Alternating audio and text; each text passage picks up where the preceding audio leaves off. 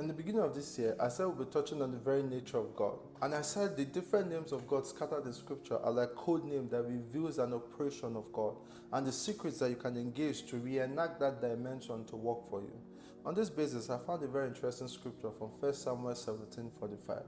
Then David said to the Philistine, that you come against me with a sword, with a spear, and with a shield, but I come against you in a name, in the name of the Lord of hosts, the God of the armies of Israel, whom you have defiled. From this scripture, I realized that the most important thing about an attack on you is that you are not the main target. You are just like a domino effect, a subsidiary target. The primary purpose, what it was fashioned to do, is to defile an attribute of God.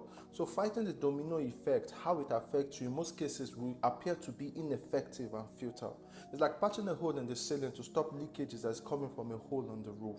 The main purpose of that attack is to defile an attribute of God. Barrenness is not an attack on you, it's an attack to defile the name of God as a spirit of life, defiling his fatherhood as the giver of life. You do not fight a lie, you just simply establish the truth. So when the enemy is trying to feed you with a lie, instead of embracing it or even fighting it, ask yourself, which of the names of God would establish this attack as a lie? What attribute of God would establish the truth? The battle at the Valley of Elah was not between David and Goliath. It was about the champion of the host of the Philistine and the champion of the host of Israel. That chapter gave a lot of emphasis on the armory of Goliath, the size of his spear, the weight of his shield, and how he has been a warrior from birth.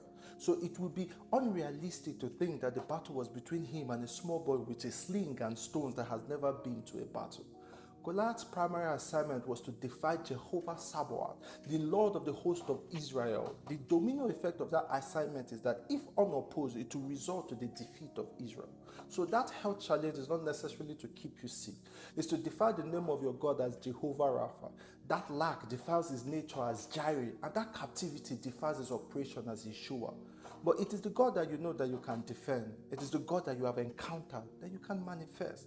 So now this makes sense. That why the Lord will permit an attack is not because he has abandoned you. It's not because he doesn't see you. But because there's an attribute of himself, a name that he wants to arm you with. Remember, he draws you to himself before he sends you.